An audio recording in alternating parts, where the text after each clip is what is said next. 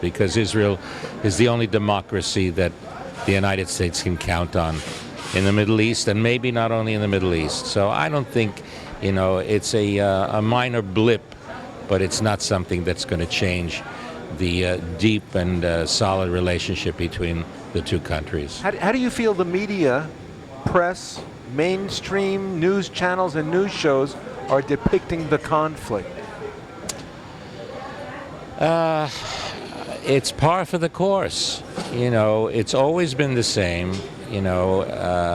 Israel is always ultimately, we fight the fight of our lives. It's an existential fight, not only for Israel, but ultimately for the West and for our values, Western values, human values. And ultimately, the propaganda machine revs up because we're dealing with animals, terrorists, that are interested only in getting as many of their own people to become victims so that they can show it, to the world and blame Israel. Israel is always becomes a scapegoat. But I think this time, the world realizes that it's pretty black and white. It's not gray anymore. We know who the enemy is. We know who the animals are. We know who the terrorists are. And we have no choice but to fight them and win. You spent a lot of time in the Netherlands. How do you feel about what's happening to the Jewish communities in Western Europe? I've said a long time already that we have to, learn from history and what we call Rebegelt.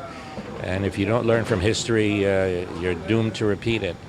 And history tells us that we have to take care of our own. And history repeats itself, and it's repeating itself now in Europe.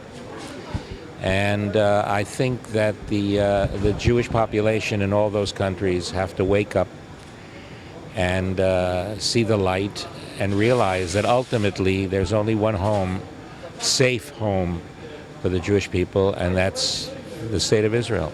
So we're seeing it now. A lot of French Jews are moving to Israel. I saw our Minister of Immigration yesterday was interviewed on Israel television, and she said that yesterday, during this very difficult time and during this war, close to 3,000 olim, immigrants, arrived in Israel on the same day that so many fights are taking place, so many battles, and we had 3,000 Jews that immigrated to Israel. So I think the message is wake up, because ultimately there's only one home for the Jewish people, and that's the State of Israel.